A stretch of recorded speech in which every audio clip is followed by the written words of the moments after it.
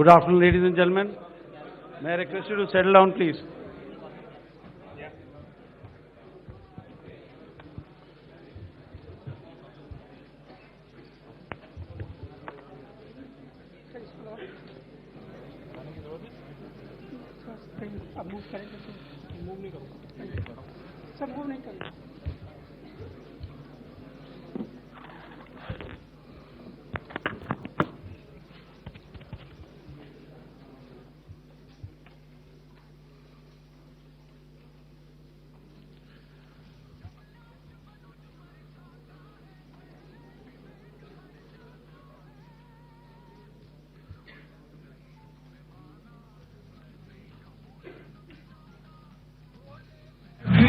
जाता हूँ संकल्प सुनाता हूँ शासन नहीं अब रण होगा जीवन जय कि मरण होगा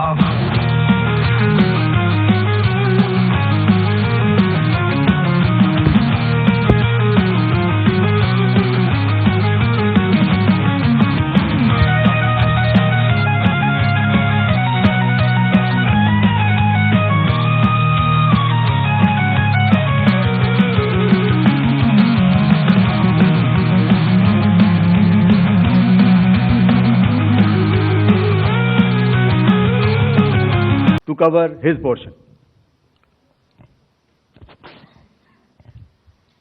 धन्यवाद एयर मार्शल भारती। मैं आज आप सब के साथ भारतीय सेना के एयर डिफेंस मेजर्स जो कि हमने इंडियन एयरफोर्स के साथ मिलजुल कर तालमेल में लिए उसके बारे में कुछ बातचीत करूंगा। इस विषय में मैंने कल भी कुछ टिप्पणी करी थी, लेकिन आज मैं इस युद्ध के अहम एस्पेक्ट के बारे में आपको थोड़ा और पर्सपेक्टिव देना चाहता हूं।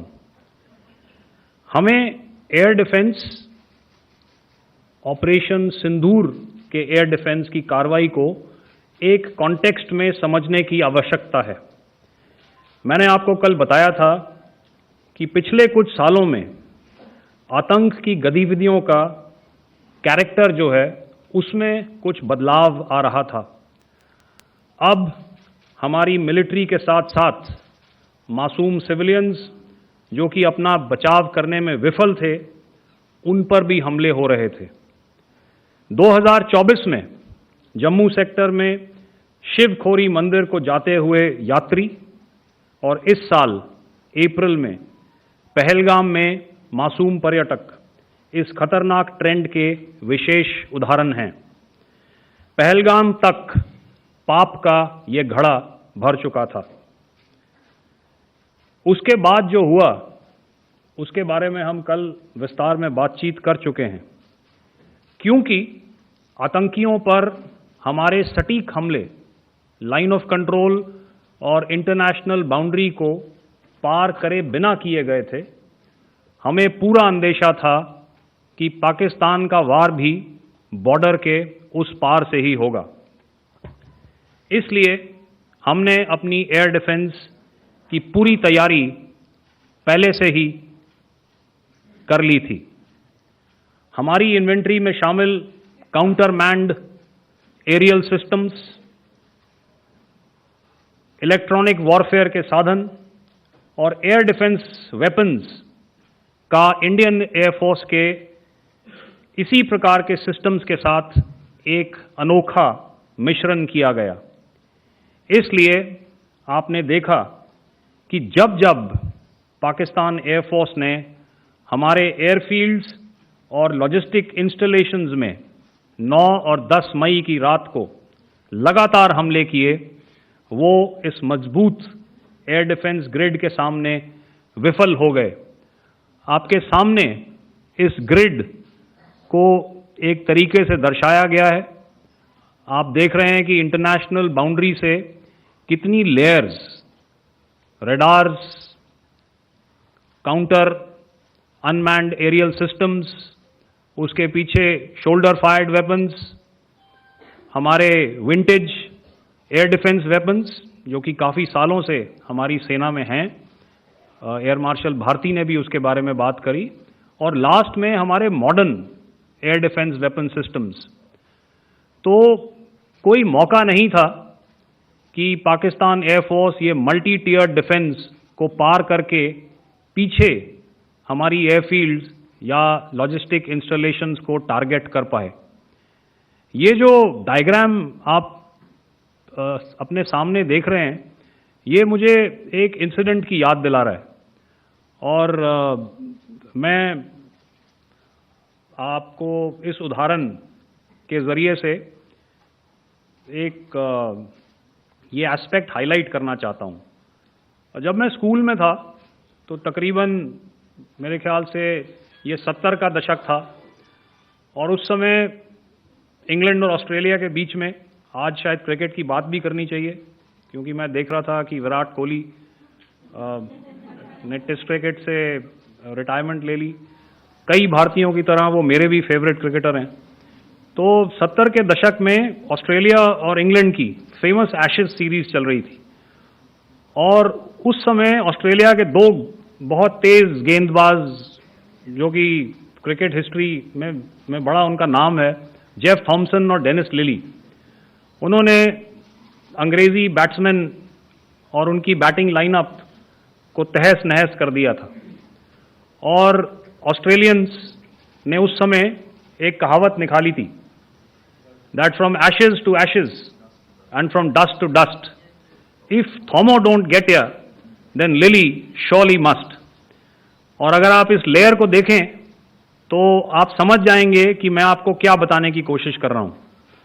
तो अगर आप सारे सिस्टम्स को पार कर भी गए तो आपको फिर भी एयरफील्ड या लॉजिस्टिक इंस्टॉलेशन या जो भी चीज को आप टारगेट कर रहे हैं, उसमें पहुंचने से पहले कोई ना कोई इस लेयर्ड ग्रिड का सिस्टम जरूर गिरा देगा। जो दुर्दशा कल आपने पाकिस्तान एयरफील्ड्स की देखी, और शायद आज भी एयर मार्शल भारती की प्रेजेंटेशन में, हमारी एयरफील्ड्स हर प्रकार से ऑपरेशनल हैं। यही नहीं, पाकिस्तान के ड्रोन्स और वेपनाइज्ड यूएवीज से की गई हमलावर कोशिशें भी इस ग्रिड के कारण नाकाम हुई, और जो बचे कुचे ड्रोन्स थे उन्हें हमारे शोल्डर फायर्ड हथियारों से मार गिराया गया। मैं यहां पर अपनी बॉर्डर सिक्योरिटी फोर्स की भी सराहना करना चाहता हूं। उनके डायरेक्टर जनरल साहब से लेकर बॉर्डर पर तैनात बीओपी पर पहरा देने वाले आखिरी जवान भी हमारे इस अभियान में बढ़ चढ़कर शामिल हुए और बहुत बहादुरी से उन्होंने हमारा साथ दिया। उनके काउंटर अनार्म्ड सिस्टम्स भी हमारे इस मल्टी टियर्ड एयर डिफेंस ग्रिड का हिस्सा थे, जिसके कारण पाकिस्तान की नापाक हरकतों का विनाश किया गया। आपने सुना ही होगा, जब हौसले बुलंद हों तो मंजिलें भी कदम चूमती हैं। In the end, I would like to highlight again that in every single domain that Operation Sindhur has been prosecuted, there has been absolute synergy between the three services. Not only have we, in this endeavor, been fully supported by our government, departments and agencies, I cannot here not mention our 140 crore countrymen that have stood behind us with their prayers and goodwill, urging and inspiring us to achieve our mission and objectives. For that, we salute you. You are indeed the best. Jai Hind.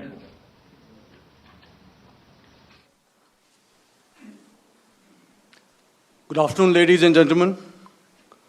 To talk about the air defense capability, the Indian Navy operates as a composite network force capable of simultaneously addressing threats emanating from all domains, that is air, surface and subsurface, through amalgamation of advanced sensors synchronized on the combat management systems. In effect, the maritime force is able to ensure persistent surveillance, detection and identification for a comprehensive maritime domain awareness, including the airspace. Effectively using multiple sensors and inputs, we are maintaining continuous surveillance to degrade or neutralize threats as they emerge or manifest to ensure targeting at extended ranges. All these are conducted under the umbrella of a comprehensive and effective layered fleet air defense mechanism that caters for all threats, be it drones or high-speed missiles or aircraft, both fighters as well as surveillance aircraft. The fleet operates as a composite force, maintaining a surveillance bubble at extended ranges using advanced radars. Any aerial target that attempts to penetrate this bubble is detected and identified using various techniques and technologies, affording quick and clear distinction between commercial, neutral, and hostile aircraft or flying objects at ranges in excess of the anticipated attack range. The Carrier Battle Group, with its integral air wing, provides the first layer of this layered mechanism. Adequately equipped and trained to high degree of proficiency, our pilots are able to operate both by day and night. In the current standoff, the presence of our aircraft carrier with large number of MiG-29K fighters and airborne early warning helicopters prevented any suspicious or hostile aircraft to close the Carrier Battle Group within several hundred kilometers. अगर मैं सरल शब्दों में बोलूं तो कोई भी संदिग्ध और दुश्मन के हवाई जहाज को कैरल बैटल ग्रुप के कई सौ किलोमीटर पास आने का मौका नहीं दिया. Over the past few years, and most importantly, immediately after the cowardly incident by Pakistani-sponsored terrorist attack at Pahalgam, we had validated our anti-missile and anti-aircraft defense capability in a complex threat environment using cross-platform cooperative mechanism. Our powerful carrier battle group with formidable offensive capability was able to operate with impunity and maintained an uncontested presence in the area of operations. Effectively, it compelled the Pakistani air elements to remain bottled up close to the Makran coast, denying any opportunity to be a threat in maritime space. The Indian Navy maintains a credible capability to detect, identify, and neutralize any aerial platforms that threaten our units at sea. To sum up, the Indian Navy's dominance thus ensured that, should we choose to, we can strike at will. Thank you, Shamdhu Varna, Jai Hind. May I now hand over to Director General Air Operations for further proceedings. Thank you, Pramod. I think a lot has been said, and I would only end by saying and emphatically state that all our military bases, all our systems continue to remain fully operational and ready to undertake any future missions should the need so arise. और अंत में यह मैं स्पष्ट शब्दों में कह देना चाहता हूं कि हमारी सभी मिलिट्री बेसेस और सारे इक्विपमेंट और सिस्टम्स ऑपरेशनल हैं और जरूरत पड़ने पर अपने अगले मिशन के लिए तैयार हैं और तत्पर भी हैं. शुक्रिया दोस्तों, और यदि कोई अभी क्वेश्चंस हैं तो हम लोग तैयार हैं उसके लिए. Ladies and gentlemen, like yesterday, I'll request you to raise your placards, which most of you are doing. Again, repeating it, anything which is confidential in nature will not be responded to. And as you are aware, the DGMOs, all three of them, have got an important assignment after this, which you are also very well aware of. So we shall not be taking too many questions today. I started with both the ends yesterday. Today I'll start from the center. 237. 237. And I'll request you to please maintain, I'll ask you, I'll come to you. Hello hello sir, मैं आवाज़ आ रही मेरी? Hello sir, Madhurendra, मैं news nation से। आपके press conference के शुरू होने के ठीक पहले एक वीडियो हमने स्क्रीन पर देखा जिसमें राष्ट्रकवि रामधारी सिंह दिनकर की कृष्ण की चेतावनी की प्रमुख पंक्तियों को उद्धृत किया गया और सीधे सीधे दुश्मन को ये संदेश दिया गया कि याचना नहीं। मधुरेंद्र, मैं न्यूज़ नेशन से। प्रेस कॉन्फ्रेंस शुरू होने के ठीक पहले राष्ट्रकवि रामधारी सिंह दिनकर की जो कृष्ण की चेतावनी है उन पंक्तियों को सामने रखा गया और कहा गया कि याचना नहीं अब रण होगा, जीवन जय या मरण होगा। कल शिव तांडव स्रोत के जरिए दुश्मन को संदेश दिया गया था और आज राष्ट्रकवि रामधारी सिंह दिनकर की इन प्रमुख पंक्तियों के जरिए ये किस तरह के डिटरेंट को क्रिएट किया जा रहा है, किस तरह के मैसेज को दिया जा रहा है, इसको थोड़ा इलेबोरेट करके अगर आप बताएं तो जाहिर तौर पर ये संदेश और व्यापक तौर पर जाएगा। और एक छोटा सा सवाल मेरा यह है कि ड्रोन अटैक को लेकर जो बातें सामने निकल कर आई हैं, एक बहुत हाइप क्रिएट था टर्किश ड्रोन को लेकर, TB2 और उसके तमाम ड्रोन को लेकर। ऐसा लगता है कि वो हाइप और ओवररेटेड ड्रोन जो है वो भारत में धराशायी हो गया, एक मैसेज दुनिया को चला गया कि अब हाइब्रिड वॉरफेयर में इसकी औकात नहीं बची है। Okay, all right, okay, thank you. आपने क्या नाम बताया अपना और किस एजेंसी से हैं? न्यूज़ नेशन से। बहुत अच्छा लगा आपकी हिंदी सुनकर और हिंदी कविता सुनकर। तो मेरे कलीग ने अभी बताया, आई थिंक आई मेंशन्ड येहा to be Chinese origin. I would like to correct myself. The Yeha drones are of Turkish origin. So that comes to your question. All right. चूंकि आपने शुरू किया श्री रामधारी सिंह दिनकर जी की कविता से, हमारे राष्ट्रकवि रहे हैं, और क्या संदेश दिया जा रहा है, तो मैं बस आपको रामचरितमानस की एक कुछ पंक्ति याद दिलाऊंगा, आप समझ जाएंगे। तो याद कीजिए वो पंक्ति जो है, विनय न माने जलधि जड़, भय 3 दिन बीत, बोले राम सकोप तब, भय बिन होए न प्रीत। तो समझदार के लिए इशारा ही काफी। और जहां तक ये टर्किश ड्रोन्स का सवाल है, आपने देखा किस तरह के रैकेज यहां पे फोटोग्राफ्स हमने दिखाए हैं, चाहे वो टर्किश ड्रोन्स हो या और कहीं के भी ड्रोन्स हो। हमारे काउंटर यूएस सिस्टम्स, हमारे ट्रेन्ड एयर डिफेंस ऑपरेटर्स पूरी तरह सक्षम हैं और हमारे देश की जो इंडिजिनस कैपेबिलिटी है काउंटर यूएस के लिए, उसने दिखा दिया है कि चाहे किसी भी तरह की टेक्नोलॉजी आ जाए, हम उसको काउंटर करने के लिए तैयार हैं। और मुझे बोलने की ज्यादा जरूरत नहीं है, आपने खुद ही अपने आंखों से देखा है हमने इनका क्या हश्र किया है। धन्यवाद। Alright, 226.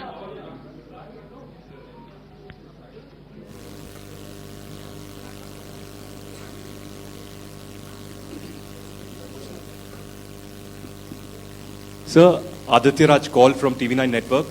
Yesterday, the DG ISPR came out with a press conference, and while you have been continuously providing satellite images and proofs, undeniable proof really, of the airstrikes that happened and the damage that is caused, there's no evidence coming in from the other side. What do you think is there? Are they trying to bluff their people? Are they trying to build some kind of a propaganda for the anger that domestically is there in Pakistan? And secondly, related question, you mentioned Jaish-e-Mohammed and Lashkar-e-Toiba terrorists. The brother of Maulana Masood Azhar, Rauf Asghar, who was killed. Pakistan DG ISPR is trying to build a propaganda where he's saying that Lashkar-e-Toiba, Rauf from Lashkar-e-Toiba was at the entire funeral, but he's saying that he's alive, and they're trying to confuse the people because the two names are similar. The Jaish chief, who is the brother of Maulana Masood Azhar, and the Lashkar guy who was with the Pakistan army at the funeral. So could you clarify what has really happened? Because there is a lot of propaganda and information warfare happening from the Pakistan side. Thank you. I think the first part of the question you have answered yourself. I need not delve more on it. Why they are doing what they are doing, information is not forthcoming from there. Obviously, that is expected, and they would do whatever it takes to assuage their people. and minimize whatever information about the damage comes out. Here I would like to clarify, as I said yesterday, our fight is with the terrorists. Our fight is not with the Pakistan military or Pakistan civilians. So that is very clear, and we are very clear in our targeting. So coming to the second part of your question as to what media or what propaganda spin the other side is trying to make out a story. Well, it is for them to answer, and it really is not a military question for us to answer here. We've done our job, we have done what we are expected to do, and that is it.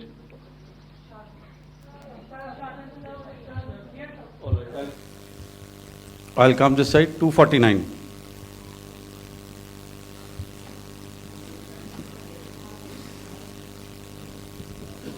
Sir, मैं पूनम पांडे हूँ, Navbharat times से।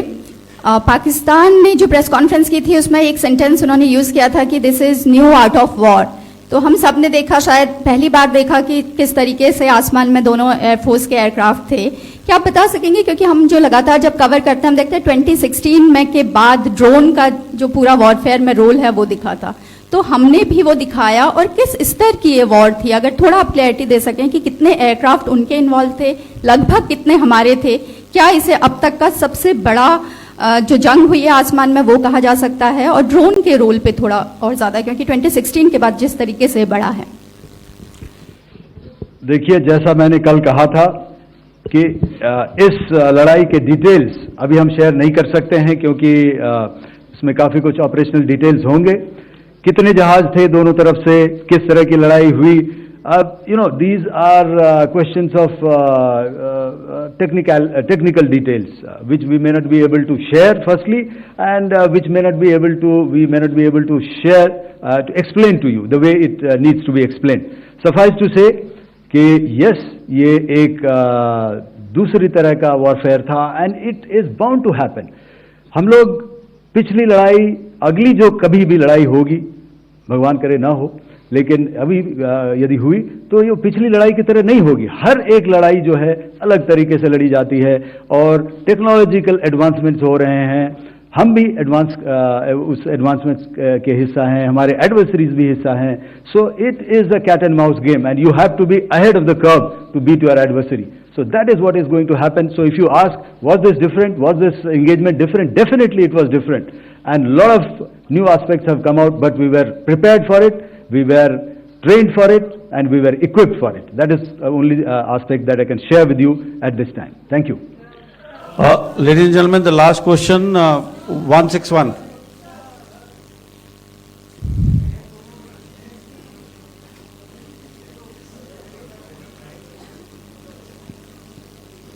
Hi, sir. Thank you, sir. Snesh Philip here from The Print. So the social media, the Twitter is abuzz with the fact that we hit a site called Kirana Hills, which is supposed to be the nuclear storage facility. And there is a lot of rumors about Sargodha. There are foreign analysts who've mentioned that the Sargodha attack led to certain leaks. Is there a confirmation that we actually hit Kirana Hills, or we were careful of not to do any such thing? Thank you. Thank you for telling us that Kirana Hill houses some nuclear installation. We did not know about it. Okay. And we've not hit Kirana Hills, whatever is there. Okay. I did not brief in my briefing yesterday. Thank you. Ladies and gentlemen, thank you so much. As I said yesterday, as I said earlier and yesterday, it is difficult to take everybody's questions, and the DGMers have to reach somewhere right now. So thank you for coming. Please send in your questions on paper. We will definitely answer them. Thank you.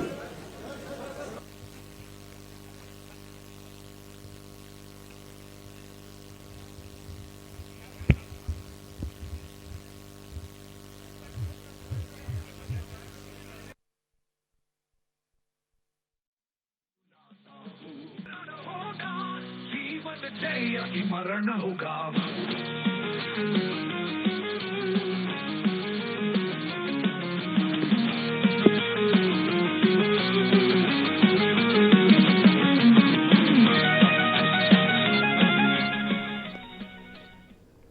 detailed brief on the successful joint operations that were carried out to destroy the terror infrastructure in Pakistan-occupied Jammu and Kashmir, as well as in Pakistan itself.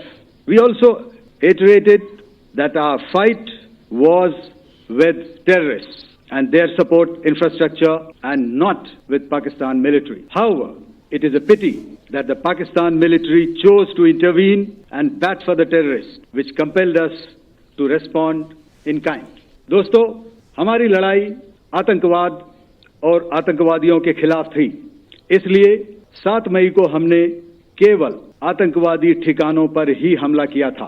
पर अफसोस इस बात का है कि पाकिस्तानी सेना ने आतंकवादियों का साथ देना उचित समझा और इस लड़ाई को अपनी लड़ाई बना ली। इस परिस्थिति में हमारी जवाबी कार्यवाही अत्यंत आवश्यक थी और इसमें उनका जो भी नुकसान हुआ वे खुद इसके लिए जिम्मेदार हैं। हमारी तरफ से हमारी एयर डिफेंस सिस्टम्स देश के लिए दीवार की तरह खड़ी थी और इसको भेदना दुश्मन के लिए नामुमकिन था। This brings me to the point, how have Indian forces managed to minimize the damage to both civilian and military infra in the country, in spite of the unrelenting efforts by the Pakistani forces? Most of you and the majority populace within the country have had a lot to say about the layered and integrated air defense systems put in place by the Indian Armed Forces, which includes the assets of the Indian Army, the Indian Navy, in addition to the primary air defense assets of the Indian Air Force. As you all are well aware, this robust AD system, इस विषय में मैंने कल भी कुछ टिप्पणी करी थी, लेकिन आज मैं इस युद्ध के अहम एस्पेक्ट के बारे में आपको थोड़ा और पर्सपेक्टिव देना चाहता हूं। हमें एयर डिफेंस ऑपरेशन सिंदूर के एयर डिफेंस की कार्रवाई को एक कॉन्टेक्स्ट में समझने की आवश्यकता है। मैंने आपको कल बताया था कि पिछले कुछ सालों में आतंक की गतिविधियों का कैरेक्टर जो है उसमें कुछ बदलाव आ रहा था। अब हमारी मिलिट्री के साथ साथ मासूम सिविलियंस जो कि अपना बचाव करने में विफल थे, उन पर भी हमले हो रहे थे। 2024 में जम्मू सेक्टर में शिवखोरी मंदिर को जाते हुए यात्री और इस साल अप्रैल में पहलगाम में मासूम पर्यटक इस खतरनाक ट्रेंड के विशेष उदाहरण हैं। पहलगाम तक पाप का ये घड़ा भर चुका था। उसके बाद जो हुआ उसके बारे में हम कल विस्तार में बातचीत कर चुके हैं, क्योंकि आतंकियों पर हमारे सटीक हमले लाइन ऑफ कंट्रोल और इंटरनेशनल बाउंड्री को पार करे बिना किए गए थे। हमें पूरा अंदेशा था कि पाकिस्तान का वार भी बॉर्डर के उस पार से ही होगा। इसलिए हमने अपनी एयर डिफेंस की पूरी तैयारी पहले से ही कर ली थी। हमारी इन्वेंट्री में शामिल counter manned aerial systems, electronic warfare के साधन और एयर डिफेंस वेपन्स का इंडियन एयरफोर्स के इसी प्रकार के सिस्टम्स के साथ एक अनोखा मिश्रण किया गया। इसलिए आपने देखा कि जब जब पाकिस्तान एयरफोर्स ने हमारे एयरफील्ड्स और लॉजिस्टिक इंस्टॉलेशंस में 9 और 10 मई की रात को लगातार हमले किए, वो इस मजबूत एयर डिफेंस ग्रिड के सामने विफल हो गए। आपके सामने इस ग्रिड को एक तरीके से दर्शाया गया है। आप देख रहे हैं कि इंटरनेशनल बाउंड्री से कितनी layers, radars, counter unmanned aerial systems, उसके पीछे शोल्डर फायर्ड वेपन्स, हमारे विंटेज एयर डिफेंस वेपन्स जो कि काफ़ी सालों से हमारी सेना में हैं, एयर मार्शल भारती ने भी उसके बारे में बात करी, और लास्ट में हमारे modern air defence weapon systems. तो कोई मौका नहीं था कि पाकिस्तान एयरफोर्स ये मल्टी टियर डिफेंस को पार करके पीछे हमारी एयरफील्ड्स या लॉजिस्टिक इंस्टॉलेशंस को टारगेट कर पाए। ये जो डायग्राम आप अपने सामने देख रहे हैं, ये मुझे एक इंसिडेंट की याद दिला रहा है, और मैं आपको इस उदाहरण के जरिए से एक ये एस्पेक्ट हाईलाइट करना चाहता हूं। जब मैं स्कूल में था तो तकरीबन मेरे ख्याल से ये 70 का दशक था, और उस समय इंग्लैंड और ऑस्ट्रेलिया के बीच में, आज शायद क्रिकेट की बात भी करनी चाहिए क्योंकि मैं देख रहा था कि विराट कोहली ने टेस्ट क्रिकेट से रिटायरमेंट ले ली। कई भारतीयों की तरह वो मेरे भी फेवरेट क्रिकेटर हैं। तो 70 के दशक में ऑस्ट्रेलिया और इंग्लैंड की फेमस एशेज सीरीज चल रही थी, और उस समय ऑस्ट्रेलिया के 2